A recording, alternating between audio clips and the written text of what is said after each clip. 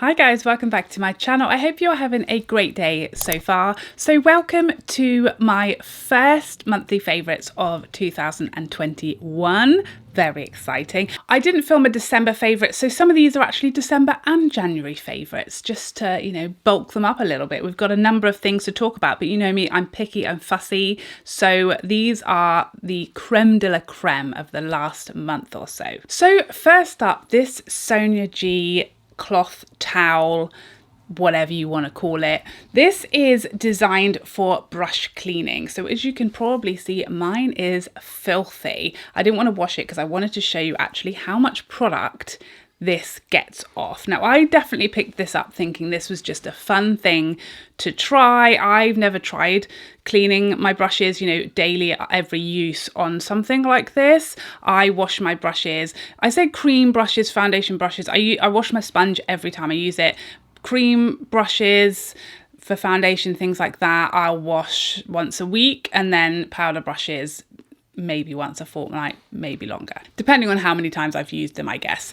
So I've never kind of used anything like this, so I thought it'd be fun to pick up and try, and it's got this gorgeous, beautiful design on the front, which I love, and it looks really nice sort of draped over my little mirror as well, so that's a bonus. But yeah, I didn't really necessarily think, one, it was going to be necessary, which I guess it's not, and two, that I was going to use it that much, or three, that it was going to be that effective. But it is amazing. What really surprised me is I cleaned my blush brush, my Sonia G like Cheek Pro, I think the name of it is, on here, and I thought that brush was clean. Like, I hadn't just washed it, but you know, you apply blush and you don't think there's really anything left on the brush, and so much product came off. So much product, and it really leaves, you know, white goat hair brushes that look really dirty or covered in a colour that you've used for, you know, a bright eyeshadow or something. They look so much cleaner. There's so much less product on them after I use this, and I really didn't expect it to be that effective, but I love it, and I'm really, really pleasantly surprised by how much I actually am using it. So next up, a bit of a surprising one, and not a new product, the product I'm wearing on my eyes today, and it's Natasha Denona's Mini Retro palette. Now, not that I didn't like this or think it was good, I think it's a great little palette, but I've spoken about this in a couple of my ranking videos and things like that, and just how I don't find that it suits me. I don't find it, when I wear this palette, that it looks right on me. There's just something I don't love about the colour story on my eyes. And then this week, I saw an Instagram tutorial where a makeup artist, I wish I could remember who it was, but it was one of these that just sort of popped up on my feed as if it knew I needed to see it. And the artist just used the two greens in the palette, the matte sort of khaki greyish green, and then this greeny blue shimmer. And it looked glorious, and I thought, oh, I'm going to give that a try. So this is the eye look that I've done today, and I love this look. This is how I'm going to get use out of this palette, because I was it was just falling by the wayside because I just don't love these peachy tones, and this shade is much too light on me, and I just don't really love them together on me. But these two together, like I'm wearing them today, I love it. So it's suddenly come back out into my I will use drawer, because I love this combination. It's so quick and easy, and I just think it looks beautiful and it's quite unique. So that is how I'm going to learn to love this palette. I picked up a few little blushes. I think these were like more so products that I picked up in December, these two blushes. So one was from NARS, this is Savage, and the other is from Laura Mercier, and this is the shade Chai. So I think I picked these up maybe in like the end of December sort of sales. So they are very, very different, but they are both sort of neutral blushes. As you can see, it's just Chai is much lighter, Savage much deeper. Chai is, I think it's either a matte or it's just a very soft, like natural kind of finish. Yeah, I think it's a matte finish, that one. But it doesn't look really flat or dusty or anything like that. But it is a very soft, natural shade on me. Savage from NARS is much richer and will be one that I'll use much more in the summer when I've got a bit more colour on my skin. So you can see they're not the same, but they are from the same family, if you know what I'm saying. They're blushes that I can wear with any makeup look. They're everyday neutral blushes. So I picked those up in the sale, both of them became top drawer favourites straight away, and I've been absolutely loving them. They were much reduced, like half price, and these are like my two of my favourite blush formulas. Another blush I picked up this month I spoke about in a video recently, and this is the Charlotte Tilbury Walk of No Shame blush. I spoke about how I was looking for a replacement for my Hourglass at night so that I can not wear that on my channel anymore, and this is definitely it. I've not swatched these in the most useful position, but this is Chai, Savage and Walk of No Shame. You can see there's a theme here. There's definitely a theme with what I was purchasing this month, but this is the blush that I'm wearing today, Walk of No Shame. It's definitely a very good option for Hourglass at night, or alternative to Hourglass at night if, like me, you don't want to support the brand anymore. And it's very, very close. It's beautiful. It gives me the same kind of colour but with a bit more glow, and I absolutely love it. Another kind of blush and highlight product I loved this month is the Chanel duo. This is the Fleurs de Printemps blush and highlight duo. It's just gorgeous. I put a bit of highlight from here on today, and it's just so soft and subtle and natural. I wasn't sure, as I said, I think in my will I buy it, that these would show on me, but they're very buildable. As you can see, they are definitely not lacking pigment and buildability, so I think this is much more versatile than you might think. But you do have to love pink. I will say that you do have to love pink. It's a very pinky highlight, and it's a very pinky corally type of blush. So yeah, if you don't love pink, if you're not really a pink highlight girl, which I'm not really, but that one, you know, you have to make exceptions occasionally. And speaking of pink, she says she doesn't like it, although again, we'll defend it in a minute. This is the Natasha Denona Mini Love Cheek Duo. It's not a mini, is it? This is the mini eyeshadow palette. You know what I'm talking about. Both of these products are like absolute loves for me. This in particular, again, I love a surprise. I love to be surprised about how much I like something. This blush, this cream blush, you know me, not a cream girl, but this cream, it just doesn't perform like a cream to me. It just feels just much easier. It's almost like a cream to powder kind of formula that's just much easier to apply. I don't have any of the issues that I've had with other cream products, and that highlight, yes, it's kind of an icy pink, but it's just this combination on the cheeks is just stunning. And the blush I definitely feel is a bit more coral than pink, which is a win for me. This packaging, I'm just in absolute heaven. It's the most beautiful packaging I have ever seen, I think. The eyeshadow palette as well, I think it's just very, very pretty, very beautiful, very easy to love. I don't think you need this if you have the larger Love palette, because it is very similar. And again, if you have like Divine Rose 1 and 2, again, this will give you a very similar look to that. So I don't think it's like a must-have, but I very much enjoyed it. And the formula in here is very beautiful, very easy to work with, no duds. Just a beautiful little collection. I really, really enjoyed it. Another little surprise. This is full of surprises, isn't it, this month? Another little surprise, thanks to you guys for begging me to pick this one up and review it for you. This is the Charlotte Tilbury Star Aura quad. Not something to look at that is that exciting. It just looks very like, which is why I think I said in my will I buy it video, I'm just like not wowed or like grabbed by it. But on the eye, as well as the fact that it's all shimmers, which generally I repel all shimmer palettes. But this one I make an exception. It looks glorious on the eyes. You don't need anything else, because the way that the shimmers all work together, they're not over the top. On the lid, they just don't look, there's levels of shimmer in here, you know, you still get a bit of light and shade, and it doesn't leave me wishing for a matte necessarily. I just think it's a very surprising little quad that is just, it's quite unique and cool on the eye and just very easy to love again. But thank you to you guys for asking me to pick this one up and review it for you, because I never would have done so. I never would have thought it was so special until you guys asked me to try it, and I was shook. By the way, I'm sorry if colours or lights or anything like that look a little bit off. I'm still getting used to my new lens actually being able to see me, so we may need to make some adjustments. And it's very hard for me. I can see that in the viewfinder what's going on, but it just doesn't really look in the viewfinder how it will when I get on my laptop later, so that I may regret things. So yeah, bear with me. We'll get there. We'll get there together, you and I. So 3 foundations I've tried in the last, well, 2 this month, 1 last month. Let's start with that one. The Gucci Fleur de Beauté Fini Naturel foundation. I love this one. I know it's like an unpopular opinion. I think lots of people don't love it. I love it. It is beautiful on my skin. It really works very nicely. I'm always surprised by it, because when I'm applying it, I like this one with a sponge I found over time.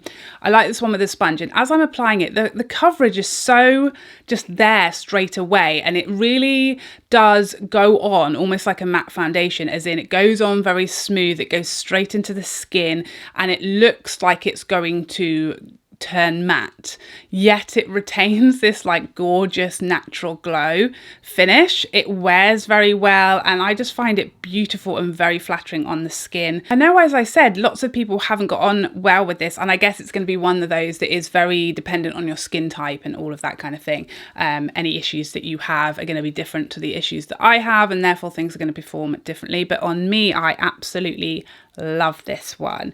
But my favorite of all of the recent foundations I've tried, this Shiseido Synchro Skin Radiant Lifting foundation, the one that I have on today, it's just me. It's a bit of me. I love it. It's beautiful. It's glowy. It's natural. It's got the amount of coverage. I love that coverage, that you can still see and look and feel like you're not really wearing makeup, like you've just got insanely good skin, gorgeous even skin tone, but you can still see your skin. That perfect amount of coverage where it tones everything down. All redness is hidden, all of discoloration is hidden, but you've still got skin. It's very, very beautiful. The perfect amount of glow without being shiny, and it stays, you know, that amount of glow throughout the day. It wears very well. It's very flattering on lines and texture. It feels very lightweight and refreshing. I love everything about it. I don't love the fact that it's got SPF 30 because it makes me nervous about bounce back, but you know, for a daytime foundation, an absolute winner. I definitely think I prefer this to the original Synchro Skin Self Refreshing because it's just got that hair more glow, and I get on very, very well with the shades for Shiseido's shade range as well, which is always a plus. So I'd say third out of these 3 would be the Givenchy Prisma Libre Skin Caring Glow Foundation. I like this one. There's just something about it I don't love as much as the other 2. It's got a beautiful finish. It doesn't wear as well, and you know, when I did my wear test, my proper wear test, I didn't give it much of a test because how really can I at the moment without being able to really leave the house? So I feel as though it's just not going to wear that well. I think it's one that you'd need to set, and I don't love foundations that I have to set because I don't love setting my skin and my foundation and using powder every day. So I think that's why, but it does have a beautiful finish. It does have a nice amount of coverage and all of the above. But yeah, I think for me, that's like a third when you look at these 2. Next up, a highlight that I picked up. I think I picked this one up in December, and I've just been loving it ever since. And this is the Westmont Atelier, and this is the Peau de Pêche. So I think there are 3 shades. There's a Peau de Rose and then like a bronzy shade. But this is, I mean, it's a cream to powder, like a hybrid type of formula, which you guys know I love. It performs like a powder, but it feels texture-wise and looks on the skin like a cream, which is like the best of every world that you could want. Right up my street, very much a natural glow that melts into the skin. It's just absolutely beautiful. It is very expensive. It is a very luxurious brand and packaging and all of the above. Like, it feels weighty in my hand, you know, it feels expensive. I think it's absolutely beautiful on the skin, and I have been loving it, and I definitely am interested in trying more shades. I'd like to pick up the Peau de Rose. I think the bronzy shade will be too deep for my skin tone, but it's amazing that they've got different shades for all skin types. Got a fair old number of lip products to share with you this month. Now, first up, these lipsticks from Charlotte Tilbury. Oh, I did a video review of these. I just love everything. I mean, the packaging to start with, like off the scale, off the charts, absolutely divine. I love that they're refillable, so I can repurchase other lipsticks and keep this stunning packaging. And the shades, I just feel like it's the perfect trio for me. Like, it's got a bright orangey red shade that I can wear in summer and be, you know, bright and colourful. It's got an everyday rich rose, and then it's got an everyday easy to wear glossy nude, and it's just, all three are like absolute loves of mine. So this is Sweet Blossom, Rose Wish and Lucky Cherry, and yeah, I mean, they're just, what more could you want? What more could you want from a trio? Absolutely love all three, will wear them to death. Very, very happy. Or apart from the fact that they're limited edition, I would have liked them to be permanent because I think they're three of her best shades, to be honest. Another lip product I love this month, the Fenty Cream Gloss Bombs. I loved them. This one is a little bit daunting in the tube. What shade is this? Where is it? It is Fruit Snacks. I didn't know that I was going to love it, but I do. It's much less frightening once you get it on and kind of, you know, work your lips together. It's just gorgeous, and they're so, I mean, they smell amazing. They feel so comfortable. They're your lips but better. They're the perfect thing, I feel like, for this current situation, you know, Zoom calls, quick dashes around, school runs, things like that. I mean, I don't even get to do a school run anymore, but if you do, lucky you. And these are like the perfect easygoing type of thing. And again, this shade, which is the original, was it Fenty Glow shade, it's just your lips but better. Very, very natural, almost the exact same color of my lips, but just give me a smooth, glossy, full, plump looking lip. And they're so unsticky but shiny and comfortable, and I don't feel like when I take them off my lips feel a bit dry and sucked of life, because sometimes that does happen. And one last lipstick, this bougie little daddy. Oh my goodness, I am obsessed. I've already ordered another one of these. This is a Bond number 9 lipstick. So the first shade I picked up, this is Central Park, and I'm obsessed with it. This packaging is insane. The colour is gorgeous, and the formula, it's just the most rich, hydrating, beautiful, the most opaque cream finish that I remember using. So this is Central Park. I've ordered Greenwich Village, I believe. So yeah, that's on its way to me, and I just think they're the most perfect flattering shades. And this packaging, this is refillable, so you don't have to spend the big bucks on this glorious packaging. You can then buy a refill and just have one special case, because their refills actually come in proper, very light but proper lipstick packaging, so you can store them like that and just put them in here when you want to, you know, flex. But yeah, absolutely no regrets for me. I love the formula. I think it's gorgeous, and I hope they come out with lots more shades. And shout out to my friend Michelle Wong, who has loads of these lipsticks and was very, very helpful swatching some for me when I was trying to pick, because the online swatches of these lipsticks are just very unhelpful and they all look the same. So yeah, Michelle helped me out with picking my next victim. So perfume I've been obsessed with this month is Oajan by Parfums de Marly. Oh my goodness, it's just glorious. If, like me, come off, you love more sort of masculine or certainly unisex, sexy, warm, spicy, but still sweet enough that, you know, you can wear it without smelling like you've borrowed your husband's perfume, this is to die for. It's gorgeous. I was trying to find something that was kind of close to Angel's Share, because I know lots of you aren't able to get that, and I know it's limited edition, or so they say at the moment, but it does keep restocking, so fingers crossed. I was kind of looking for something that I knew was going to be around that had that same vibe, and this is definitely close enough for me. I do prefer Angel's Share. I prefer the packaging. I prefer the fact that it's got that boozier note, but this is definitely a close second in my heart. And now for the one fail. I'm sure lots of you know what it's going to be. I'm sure you do. It's the Lancome Lash Idole mascara. It's not terrible. I feel maybe it's a little bit harsh for me to call it a fail, but I certainly don't like it, or definitely don't love it. So it's going to have to come under this category, and I'm sorry about it. But it just does nothing for me. It just doesn't give me enough of anything. It doesn't give me enough length or volume or lift or curl or step. It just doesn't give me enough of anything. It gives me a tiny amount of all those things. And in my initial review, I hoped that it was going to be one that I learned to love as it aged a little bit, but no, it's just stayed the exact same amount of bleh.